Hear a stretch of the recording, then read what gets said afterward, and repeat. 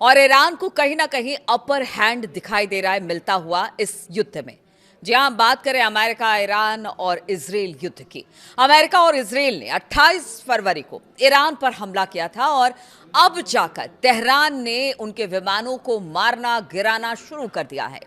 इससे पहले भी ईरान ने कुछ मौकों पर अमेरिकी विमानों को ट्रैक करने की बात कही थी और उसने मिडिल ईस्ट के एयर बेस पर जरूर अमेरिकी अवाक्स विमान को गिराए थे, लेकिन F-15 लड़ाकू विमान को ईरान के अंदर गिराना एक बहुत बड़ी बात होती है।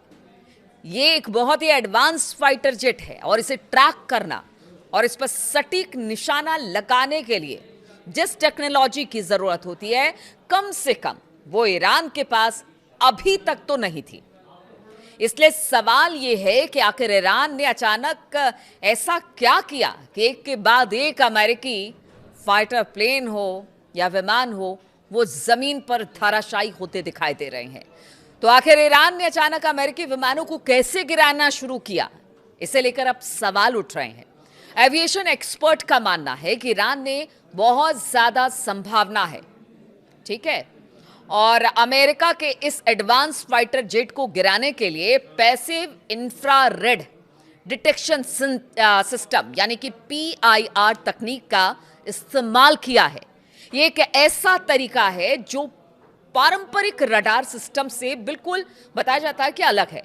हालांकि अभी भी इस बारे में पूरी जानकारी साफ नहीं है, लेकिन मिलिट्री एक्सपर्ट का मानना है कि ईरान के लिए पारंपरिक रडारों से अमेरिकी जेट को निशाना बनाना बेहद मुश्किल है।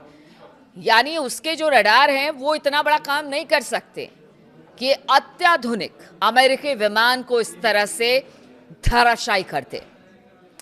ABC न्यूज की बात की जाए तो ABC न्यूज की एक रिपोर्ट के मुताबिक ईरान ने अमेरिकी F-15E स्ट्राइक ईगल को गिराने के लिए शायद पैसिव इंफ्रारेड डिटेक्शन सिस्टम का इस्तेमाल किया।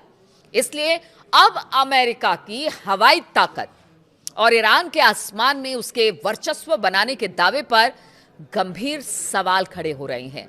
क्योंकि आप समझिए कि अमेरिका की एयरफोर्स पूरी दुनिया में जानी जाती है, लेकिन अब इसी एयरफोर्स के जो विमान हैं वो एक एक करके गिराते चली जा रही है ईरान की फौजें और ईरान के रडार, ईरान की सिस्टम। ईरान ने अमेरिका के A-10 फाइटर जेट को भी मार गिराया, जिसके पायलट को सुरक्षित अमेरिकी सैनिकों ने बताया जा रहा है कि रेस्क्यू कर लिया। F-35 को भी मार गिराया। तो आखिर ऐसा हो कैसा रहा है? अगर रक्षा और खुफिया मामलों के विश्लेषक का ब्रायन एलन की ऑनलाइन एक ट्वीट को साझा आपसे करें तो उसमें उन्होंने साफ तौर से लिखा है कि पैसिव इंफ्रारेड डिटेक्शन सिस्टम से कोई रडार सिग्नल नहीं निकलता है। अमेरिका के इलेक्ट्रॉनिक वॉरफेयर सिस्टम ना तो इसका पता लगा पा सकते हैं और ना ही इसे जाम कर सकते हैं। ये उस तकनीक के लिए पूरी तरह से अदृश्य है जिस पर अमेरिका ने अपनी हवाई ताकत को मजबूत बनाने के लिए खरबों डॉलर खर्च कर दिए। आसान भाषा में अगर आपको समझाए तो पारंपरिक रडार को अमेरिका फाइटर जेट बहुत आसानी से पकड़ सकते हैं और उसे खत्म कर सकते हैं, लेकिन पैसिव इंफ्रारेड डिटेक्शन सिस्टम वो तकनीक है जिसे अमेरिकी फाइटर जेट पकड़ नहीं पा रहे हैं। इसलिए सवाल यह है कि ईरान के पास आखिर ये आया कहां से? अगर ये पहले से था तो अभी तक इसका इस्तेमाल ईरान ने क्यों नहीं किया? पैसिव इंफ्रारेड डिटेक्शन सिस्टम आखिर होता क्या है और अब ये किस तरह से अमेरिका के गले की हड्डी बन गया है? तो पैसिव इंफ्रारेड डिटेक्शन सिस्टम की बात करें, ये पारंपरिक रडार से बहुत अलग है।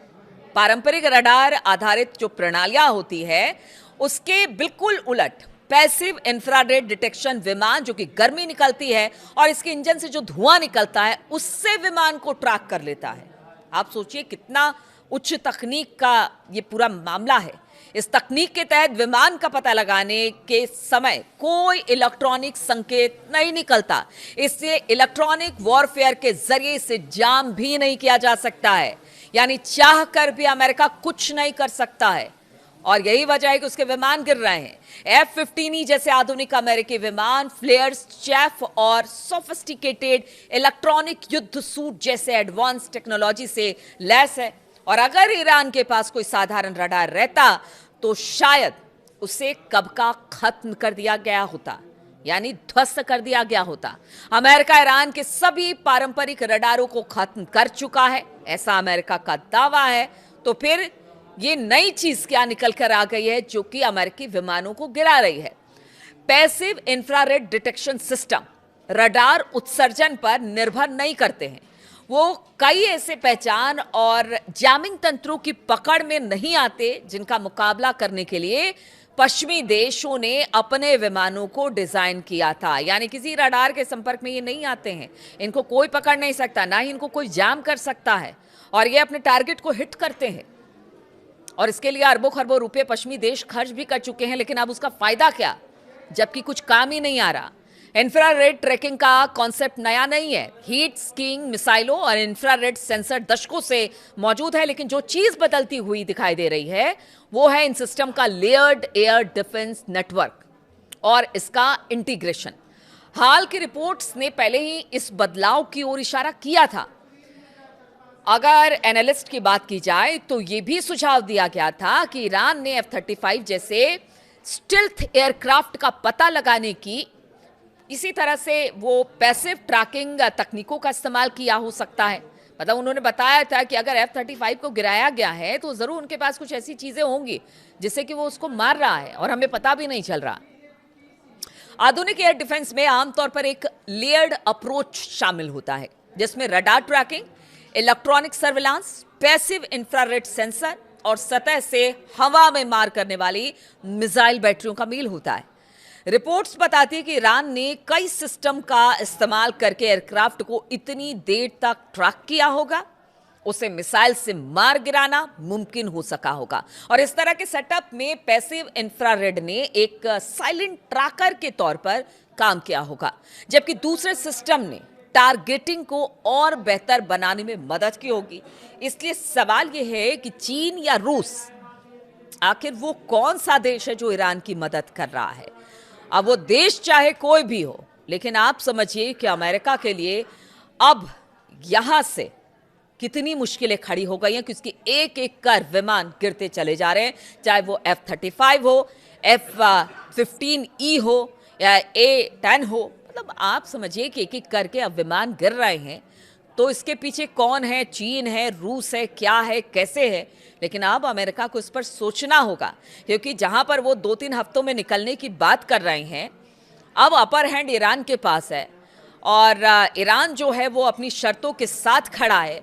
उसका कहना है कि आप शर्त क्या रखेंगे, हम शर्त रखते हैं और आपको उसे मानना पड़ेगा। और जब तक आप नहीं मानेंगे तब तक तो अब तो आप समझिए कि हमारे पास ऐसे सिस्टम है कि आपके लड़ाकू विमानों को भी हम खोज खोज के मार रहे हैं। तो सोचिए आगे आने वाले दिनों में और हमारे पास क्या होगा। और ये ईरान पहले ही कह चुका है कि हमारे पास कुछ ऐसी चीजें हैं जिसको कि हम समय समय पर दिखाते रहेंगे कि हमारे पास क्या है और किस तरह से इस युद्ध में हम अमेरिका और इजराइल को मात दे सकते हैं। तो उसी के तौर पर इसे देखा जा रहा है। अब देखना होगा कि इस पूरे मामले को लेकर, यानी जिस तरह से अमेरिकी फाइटर विमान गिर रहे हैं उसको लेकर अब किस तरह से मंथन चलता है। और डोनाल्ड ट्रंप के बयान का भी इंतजार रहेगा, क्योंकि वो बयान बहुत देते हैं। अब इस मामले को लेकर क्या बयान देते हैं, इस पर मेरी भी नजर रहेगी। बहुत बहुत शुक्रिया मेरे साथ इस वीडियो में शामिल होने के लिए।